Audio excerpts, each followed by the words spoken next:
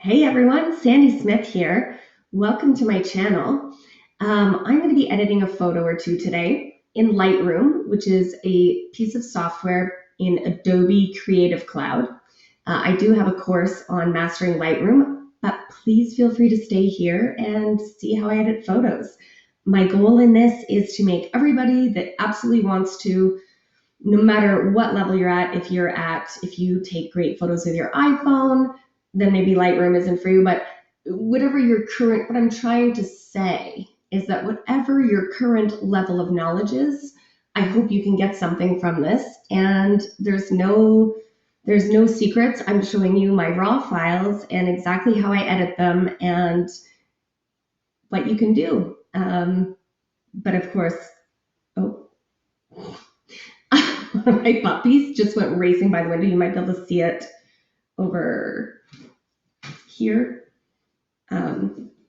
when he comes back. But yeah, anyways, without further ado, let's get started. We'll take a look at a couple of these pictures from last weekend when I slept in a teepee, and we'll just find ways to play around with them and see what happens. So yeah, let's see. I will go into this piece of software, which is in Google Chrome, and turn myself off. And away we go. There. All right, now. So as you can see here, there's some photos from that weekend. It was fairly overcast, like shaded in the teepee, but as you can see, there's a lot of light in the background here that the light was shining through the sort of canvasy material, which is a lot of blown out highlights, as you can see up here. This is a histogram that shows your exposure and how much you have in shadows, highlights, midtones, and this was a pretty extreme image where most of it is sort of along that plane. But that is okay. As you can see here, all the sliders are neutral. I'll hit reset. Well, here, let's see, which one should we do? That's funny. Oh, that's cute. And you can see all my settings up here, or you can comment down below if you have any extra questions, but I'll always show my settings. And yeah, so let's see, which image do we like better? I kind of like that one because it looks like the cat's winking.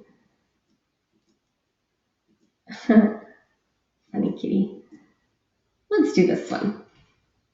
So typically when I'm working in Lightroom, I start at the top and I work my way down. The first thing I always do is make sure that if there's a horizon or a skyline or anything like that, that my angle is not like crooked. So if there's a skyline and it's all crooked, that drives me crazy in a photo. Again, that's I can't reiterate this enough that these are just my opinions. When you're a photographer, which if you're watching this, you already are, whether you know it or not. If you want to be a photographer, you already are one. But these are just things that are my preference in an image, but you still have whatever artistic license you want. So I kind of like that space behind, but because it's so light in contrast to the cat, I can lighten this up to match that. Actually, we'll try that, but then I might just get rid of that altogether. It's hard to decide just yet. So I'll either make the bottom part light to match that so that the cat pops out, and then add maybe like a bit of darkness around the edges so that your eye is drawn to the cat. Or another option is to change it to more like a square aspect ratio and cut all that out altogether. So then, you've got a closer up picture of the cat, but you don't get the context that you're in a teepee. And I kind of like the teepee.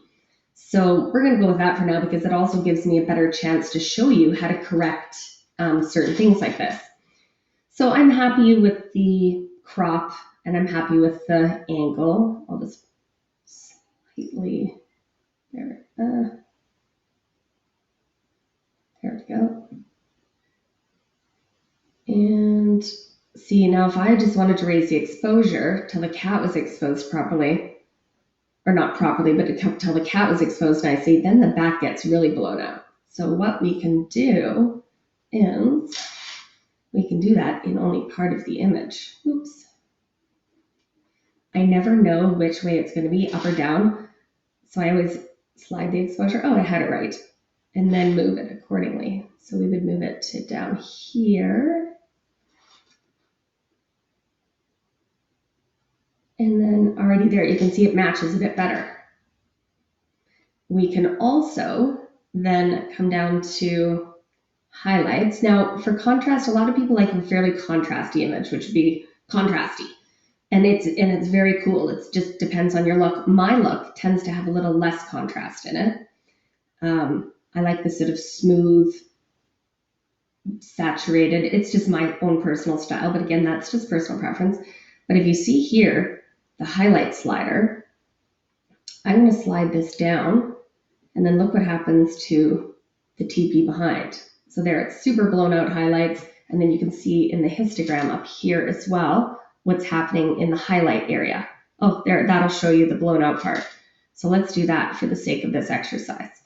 No blown out highlights, blown out highlights. And when I say blown out highlights, that simply means that there's not enough information to capture any detail.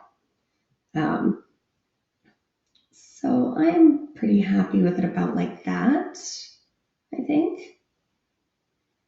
Yeah. And I'm going to quickly just get rid of this. I am editing with a Wacom tablet, which I will link to down below. I've done most of my career, I'm self-taught. Well, I did do some online courses, of course, to learn, but then a lot of what I did was I just went out every day and shot hundreds of photos and then pulled them into Lightroom and played with them and studied how they looked and what my settings were, and that's sort of how I learned. Let's see here. And I still feel like the highlights are a little bit hot down here, but that's okay. Maybe go like that.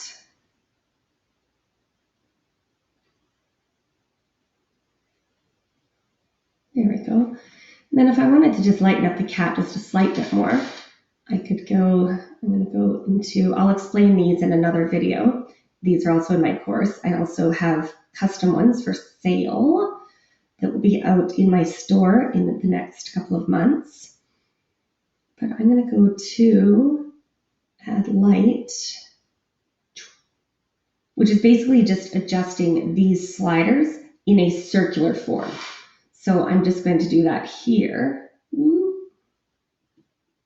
But now you see how it made everything else brighter? So I'm going to go down here, and I'm going to invert it. There. So you see that. And it lightens up just the cat, but without lightening up a bunch of the highlights and everything.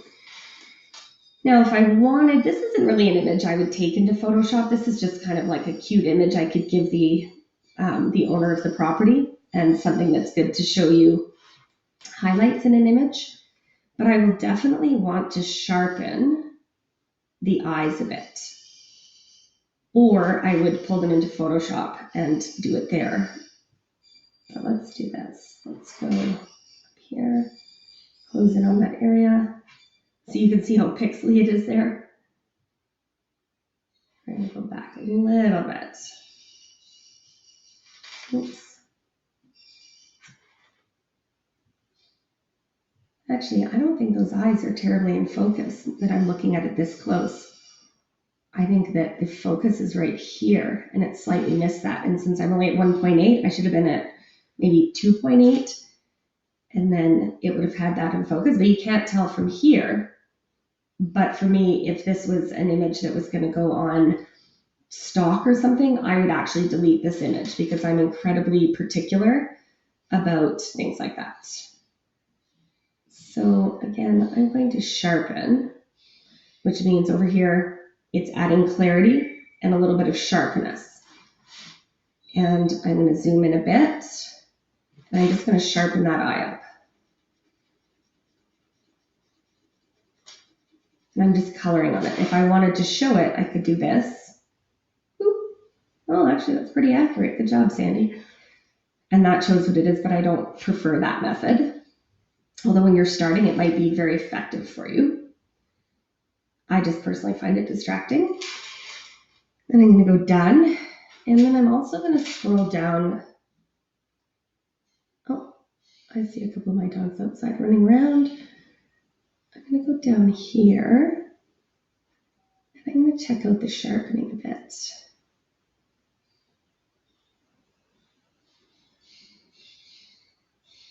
I'm going to reduce that noise, which is like the graininess, the dots. So that can help a bit. Oh yeah, I like that a little better. There we go. And that's pretty much all I would do to this image. Let's take a look at what else I did that day. Here, this is a good one. Here's a close-up of that kitty cat. I think that cat's name, I'll have to ask Lindsay, I think that cat's name was No Name. She was a cat that just sort of, here, I'm going to reset the settings here. So there's the original photo. This cat just sort of chose one of my business partners and her family, just sort of like showed up at their house and was like, hey, guess what? I live here now and I'm going to have babies. So they had to get her spayed, and she'll occasionally sneak in the house with the kids, but typically she lives outside. So again, there's our blown out highlights. Something I could have done, here, let's turn that off. I actually don't like that. Something I could have done here is if I had even a white piece of paper or a piece of like construction paper or a foam board, anything like that, if I had held it in between the cat and the camera here, it would have bounced some light back into the face of the cat that was the light that was reflected from back here. And that's something you'll see in my tutorial, in my shooting, my photography tutorials and videos, is how to do simple things like that with just items you have around your house. But again, let's go down with the highlights a bit to see where we're at. I don't know, I kind of like the cat super close in this one, so I think we're actually going to crop it again. We're going to go really nice and tight, and I don't really like a centered subject, so we're going to go like this and put the eye on one of the dynamic lines. And then do we want to have it that way or that way?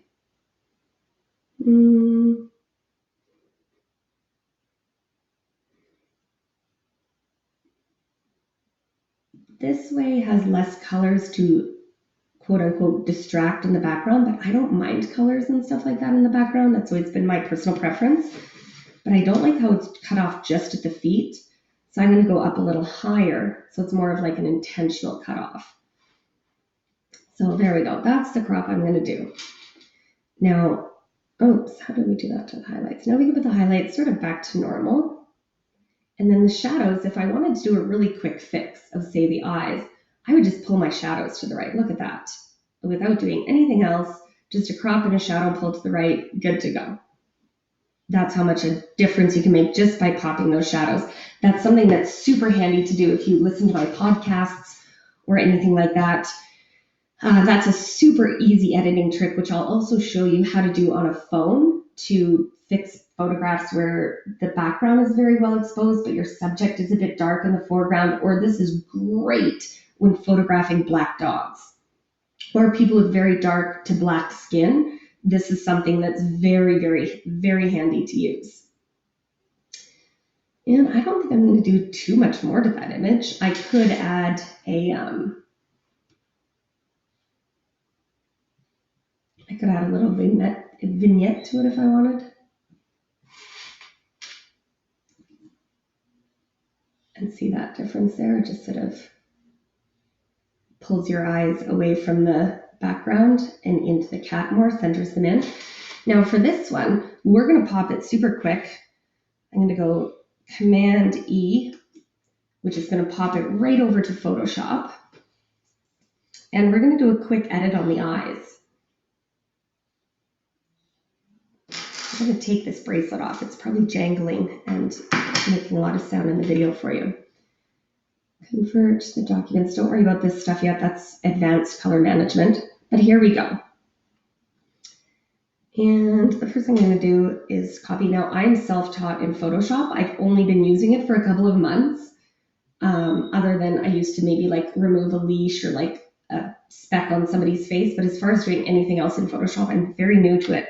So if you have better ways of doing things or you know handier tricks, feel free to comment down below, because I always love to learn better ways, more efficient ways of doing things. So just be aware that there's more than one way. Ooh, I'm not going to use that expression. I was going to say there's more than one way to skin a cat. That's just a really, well, inappropriate for this photo, but also just a really yucky expression. I love the details here in the whiskers and everything. But again, my aperture was maybe a little bit too wide open because I feel like these are in focus, but not outstandingly in focus, which is what I like to see in any portrait of a human or an animal. The eyes are the windows to the soul, as they say. So what I'm going to do is I'm going to pop over here and I'm going to go dodge midtones. I'm going to zoom in a little bit. And what I'm going to do is I'm just going to dodge. Oops. Oh no. I'm also getting used to using a tablet. I've used a mouse my whole career. So if you don't have a tablet, don't feel like you need to rush out and get one. If it's not in your budget, you don't need one. Just going to lighten that up a little bit. Brings out the color, it makes the eyes pop, and then I'm going to go back in and I'm going to, so dodge means light or you're dodging it, and burn means burning it, darkening it. And I'm just going to add just a tiny, let's go to like 10%. This is just giving the eyes a bit more contrast. Then we're going to make them ultra shiny. So there we go. I'm also just going to quickly give this little tiny eye poo-poo a heal. Oops. Oh, that's the wrong tool. Sorry, that is the healing brush tool. I was going to go into the spot healing brush tool where you don't have to pick a source. And usually Photoshop's algorithms will do a great job. So we'll see here. There, done. And I just kind of, there we go. Now I'll just look at the difference in the eyes. There. So yeah, I'll zoom out and you can see the difference in the eyes. Now those look a little intense. Like it almost makes the cat look like a little bit angrier, I think. What do you think? No, they're definitely more dramatic. Now if I wanted to, I could have put those on separate layers so that I could adjust the highlight or the dodging separately, because I would have maybe gone a little softer on the dodging as a possibility. Again, there's no right or wrong because you are the artist. And yeah, there we go. Then I would just go File, Save. And it's going to pop it right back into Lightroom Classic. I have both open, Adobe Lightroom, which is cloud-based, which I'm just starting to get more familiar with, and Adobe Lightroom Classic. So then you'll see the second version will pop up.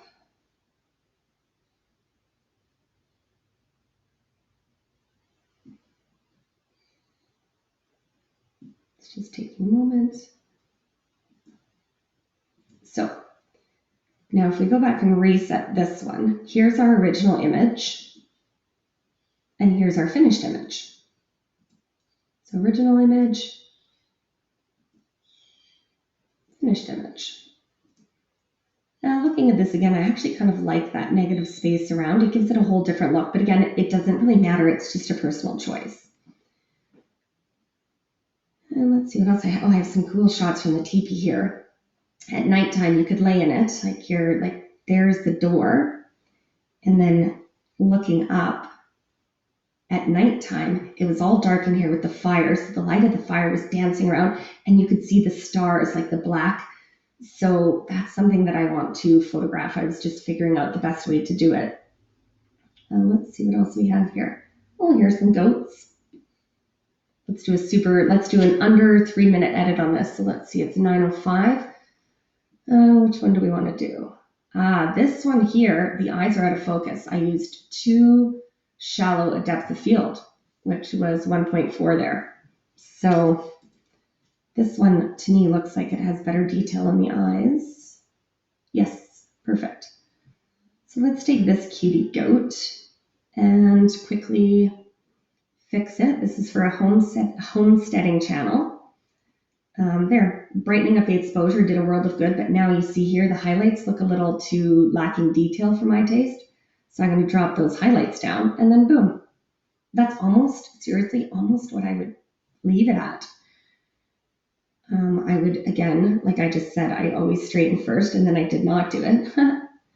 But here's a perfect example of where it's important because the horizon is in the background. And if I straighten it perfectly, I just lose a little bit of foot down here. So I'm just going to make a choice. The choice would have been to get that right in camera. But now I'm just going to go like that. I like how his eyes are kind of on a dynamic line. And I like having the tree there. So I'm just going to keep that like that. And look, if I up the shadows a bit, we're going to get more detail in him. Or no, that was a sheep, I believe, that goat. And then I'm going to go down here and check out sharpening. I don't sharpen a ton, and sometimes I don't at all. But again, that's because that's just my personal preference in the way images look. I would maybe change the greens a bit depending on what the client was looking for, what tones they were looking for. You can see here the green on his mouth from eating grass, or her mouth, which is really cute. But if this was for like a magazine or something, I'd probably edit that out by whitening it. But again, we're not going to do that. I would also maybe add some colorful flowers into the green. Please comment below if you'd like to see how any of those things are done, and I will happily address them in a future video. And what else would I do here? This is a little nitpicky, and this is not the best tool to do this, but I think Lightroom can usually do a decent job. I just find that one a little distracting. There we go. Actually, it did a great job. We're just going to let it do its thing. There, I like that better. And yeah, let's maybe just add a pop of, well, no. We're going to actually go down here. Go done. We're going to go down here.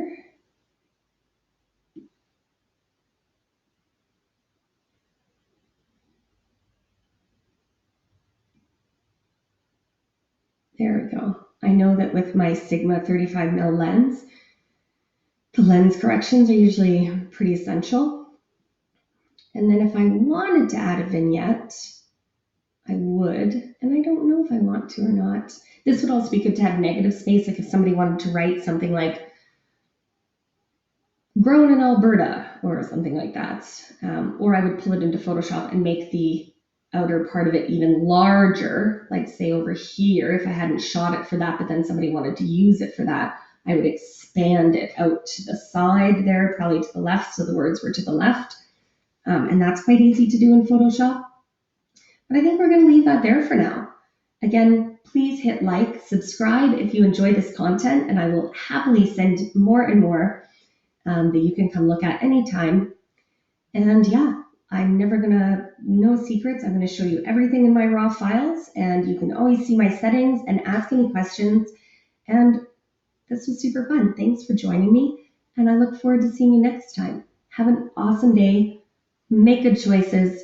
Give yourself some self-love and go take some photos because you're an awesome photographer. Bye for now.